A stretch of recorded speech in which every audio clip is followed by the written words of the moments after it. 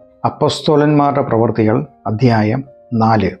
അവർ ജനത്തോട് സംസാരിച്ചു കൊണ്ടിരിക്കുമ്പോൾ തന്നെ പുരോഹിതന്മാരും ദൈവാലയത്തിലെ സുരക്ഷാ നായകനും സദൂക്യരും അവരുടെ നേരെ ചെന്നു. പത്രോസും യോഹന്നാനും ജനത്തെ ഉപദേശിക്കുന്നതിലും മരിച്ചവർക്ക് യേശുക്രിസ്തുവിലൂടെ പുനരുദ്ധാനം ഉണ്ടെന്ന് പ്രസംഗിക്കുന്നതിലും അവർ വളരെ അസ്വസ്ഥരായിരുന്നു. അവർ പത്രോസിനെയും യോഹന്നാനെയും പിടിച്ച് സന്ധ്യാസമയം ആയിരുന്നതുകൊണ്ട് പിറ്റേന്നാൾ വരെ തടവിലാക്കി. എന്നാൽ വചനം കേട്ടവരിൽ അനേകർ യേശുവിൽ വിശ്വസിച്ചു. അങ്ങനെ വിശ്വസിച്ച പുരുഷന്മാരുടെ എണ്ണം 5000-ഓളമായി. പിറ്റേ ദിവസം വിജാതീയരുടെ അധികാരികളും ജനപ്രമുഖരും മതപണ്ഡിതരും യെരുശലേമിൽ ഒരുമിച്ചുകൂടി. മഹാപുരോഹിതനായ ഹന്നാവും കയ്യാഫാവും യോഹന്നാനും അലക്സന്തരും തുടങ്ങി മഹാപുരോഹിത വംശത്തിൽപ്പെട്ട അനേകരും അക്കൂട്ടത്തിൽ ഉണ്ടായിരുന്നു. അവർ പത്രോസിനെയും യോഹന്നാനെയും തങ്ങളുടെ മധ്യത്തിൽ നിർത്തി, നിങ്ങൾ എന്ത് ശക്തിയാൽ അഥവാ എന്ത് നാമത്താലാണ് ഇത് ചെയ്തത് എന്ന് ചോദിച്ചു. അപ്പോൾ പത്രോസ് പരിശുദ്ധാത്മാവ് നിറഞ്ഞ് അവരോട് പറഞ്ഞത്, ജനത്തിൻ്റെ ഭരണാധികാരികളും മൂപ്പന്മാരും ആയുള്ളവരെ, രോഗിയായ ഈ മനുഷ്യന് ചെയ്ത ഉപകാരത്തെയും ഇയാൾ എങ്ങനെ സുഖം പ്രാപിച്ചു എന്നതിനെയും സംബന്ധിച്ചാണ് ഇന്ന് ഞങ്ങളെ വിസ്തരിക്കുന്നതെങ്കിൽ, നിങ്ങൾ ക്രൂശിച്ചവനും ദൈവം മരിച്ചവരിൽ നിന്നും ഉയർപ്പിച്ചവനുമായ നസ്രായനായ യേശുക്രിസ്തുവിൻ്റെ നാമത്തിലാണ് ഇയാൾ ആരോഗ്യത്തോടെ നിങ്ങളുടെ മുമ്പിൽ നിൽക്കുന്നതെന്ന് നിങ്ങളെല്ലാവരും ഇസ്രായേൽ ജനമൊക്കെയും അറിഞ്ഞുകൊള്ളട്ടെ.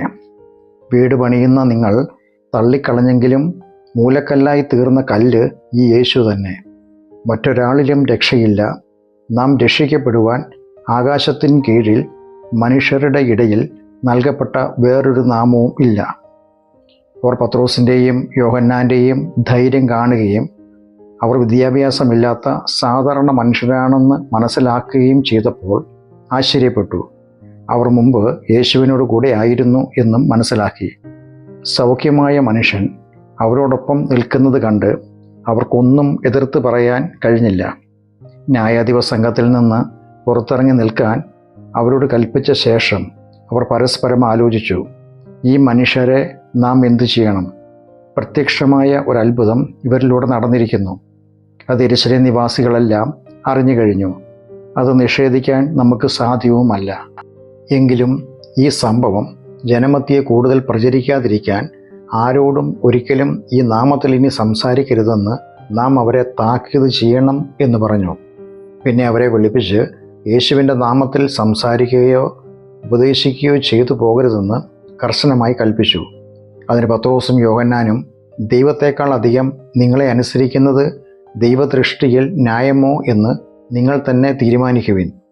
ഞങ്ങൾ കാണുകയും കേൾക്കുകയും ചെയ്ത കാര്യങ്ങൾ പ്രസ്താവിക്കാതിരിക്കാൻ ഞങ്ങൾക്ക് കഴിയില്ല എന്നുത്തരം പറഞ്ഞു. എന്നാൽ ഈ സംഭവം മൂലം ജനങ്ങൾ ദൈവത്തെ മഹത്വപ്പെടുത്തുകയാൽ പത്രോസിനെയും യോഹന്നാനെയും ശിക്ഷിക്കാനുള്ള വഴിയൊന്നും ന്യായാധിപ സംഘത്തിലുള്ളവർ കണ്ടില്ല. അതിനാൽ വീണ്ടും ശക്തമായി താക്കീത് നൽകി അവരെ വിട്ടയച്ചു. ഈ അത്ഭുത സൗഖ്യം പ്രാപിച്ച മനുഷ്യൻ 40-ലധികം വയസ്സുള്ളവനായിരുന്നു. മോചിതരായ അവർ സ്നേഹിതരുടെ അടുക്കൽ ചെന്ന് പുരോഹിത മുഖ്യന്മാരും ജനപ്രമുഖരും തങ്ങളോട് പറഞ്ഞ കാര്യങ്ങൾ അവരെ അറിയിച്ചു. അത് കേട്ട് അവർ ഏക മനസ്സോടെ ശബ്ദമുയർത്തി ദൈവത്തോട് പ്രാർത്ഥിച്ചു, ആകാശവും ഭൂമിയും സമുദ്രവും അവയിലുള്ള സകലവും സൃഷ്ടിച്ച നാഥ, ഞങ്ങളുടെ പിതാവും അവിടുത്തെ ദാസനുമായ ദാവീദിൻ്റെ അധരങ്ങളിലൂടെ പരിശുദ്ധാത്മാവിനാൽ ജാതികൾ കലഹിക്കുന്നതും ജനങ്ങൾ വ്യർത്ഥമായത് നിരൂപിക്കുന്നതും എന്ത്?